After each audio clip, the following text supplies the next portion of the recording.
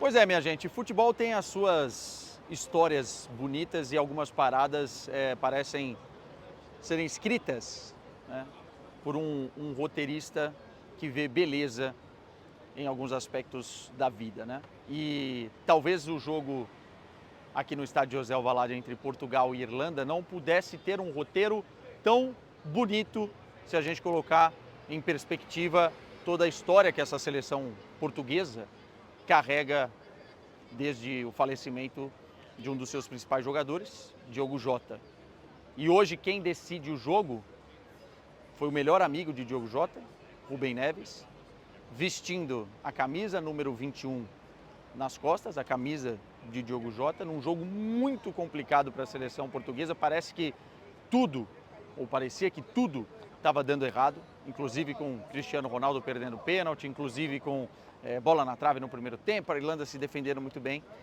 E no final das contas, depois, nos acréscimos, o Rubem Neves faz o seu primeiro gol com a seleção portuguesa, em 60 jogos com a camisa de Portugal, de cabeça, à lá Diogo Jota, da forma com que ele fazia, né? Aparecia no meio da defesa como um elemento de surpresa, mesmo com uma estatura mediana, né? Não era um jogador muito alto. O Rubem Neves fez um gol à lá Diogo Jota, que desbloqueou o jogo e que deu a vitória à seleção portuguesa por 1-0 numa noite que tudo parecia não funcionar, né? Até as certezas viraram dúvidas, mas essa estrelinha brilhou mais alto. Bonita a comemoração, né, do Rubem Neves apontando para cima e também mostrando a tatuagem que fez na panturrilha para o seu melhor amigo, e um momento muito bonito, uma catarse, um êxtase do estádio reconhecendo que o futebol às vezes tem esse tipo de roteiro, né? Já tinha sido muito bonito no minuto 21,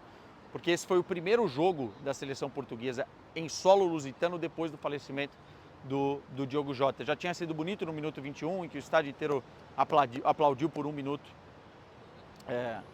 a história do jogador, e óbvio que isso vai ficar na caminhada da seleção de Portugal. Mas voltando um pouco para aquilo que foi o jogo, né, acho que Portugal correu o risco de perder pontos importantes e de empatar, por alguns motivos. Primeiro, dar mérito ao estilo de jogo da Irlanda. Eles vieram aqui fazer exatamente isso, né? Colocar jogadores numa linha muito baixa, recuados, um 5-4-1, bem compactado, não deixando Portugal cruzar com facilidade, não deixando Portugal circular a bola com velocidade, e com 3 zagueiros muito altos ali, o Cristiano Ronaldo perdido entre eles, não conseguindo encontrar o caminho do gol. Portugal picando muito a bola para tentar enfim, encontrar os seus jogadores numa movimentação, mas a Irlanda se defenderam muito bem. Eu vou ser sincero, eu não gosto desse tipo de jogo, porque acaba sendo um jogo entre ataque e defesa e as coisas parecem que não acontecem, né? Mas estrategicamente é o que a Irlanda podia fazer. O treinador da Irlanda fala, inclusive, uma das melhores seleções do planeta. A gente teve que ter a proposta de se defender num jogo como esse, né? E Portugal não estava conseguindo, com a equipe que entrou em campo, furar esse bloqueio. No primeiro tempo teve uma bola na trave do Cristiano Ronaldo e as coisas poderiam ter se desbloqueado ali, uma das melhores oportunidades de Portugal. No primeiro tempo ainda teve uma cabeçada do Gonçalo Inácio, uma bela defesa do goleiro irlandês. E no segundo tempo o improvável aconteceu. Não é impossível, porque já aconteceu 34 vezes. Mas o Cristiano Ronaldo, aos 75 minutos, perdeu um pênalti, bateu no meio do gol. O goleiro foi bem, né? Porque ele levanta a perna e consegue fazer a defesa.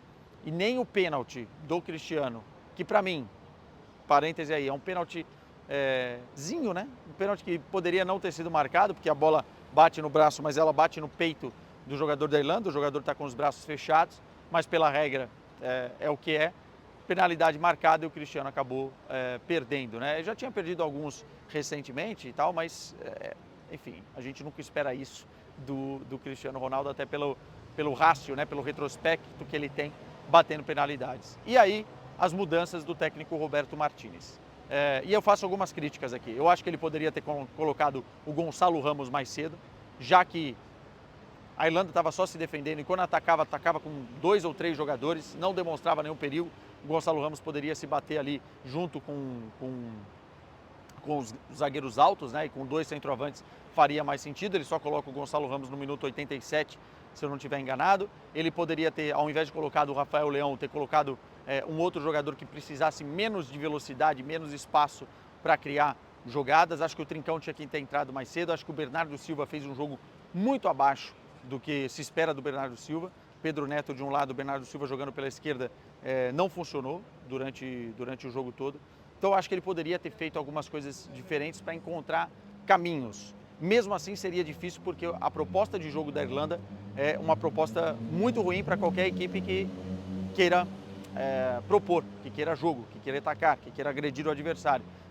E aí a Irlanda tem totais méritos nisso. Mas acho que o Roberto Martínez precisa ter um pouco mais de repertório nesse tipo de jogo, porque ele vai encontrar, na Copa do Mundo também, e talvez contra a Hungria também na próxima terça-feira, uma defesa que joga assim, dessa forma, em bloco baixo. Então ele precisa explorar outras opções. Um ponto importante aqui, acho que o Trincão está pedindo passagem na seleção, já não é o primeiro jogo que ele entra e resolve, e eu acho que isso pode ganhar até outros contornos daqui para frente, porque o Bernardo Silva está cada vez performando pior na seleção do que a gente já estava acostumado com o Bernardo Silva, e o Trincão tá muito bem. Depende do tipo de jogo, a gente sabe que o Roberto Martínez gosta de ter 3, 4, 5 alternativas, mas não foi isso que a gente viu nessa partida contra a Irlanda. Meus caros, é isso, vitória importante. Agora Portugal tem 9 pontos na tabela de classificação para a Copa do Mundo de 2026.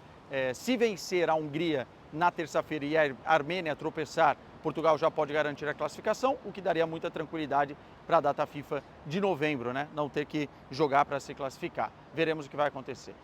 No mais, foi isso. Uma noite que tudo parecia que daria errado, né? Até pênalti do Cristiano Ronaldo perdido, por conta de uma estrelinha que parece que Portugal vai carregar até a Copa do Mundo, e para sempre na sua história as coisas se resolveram.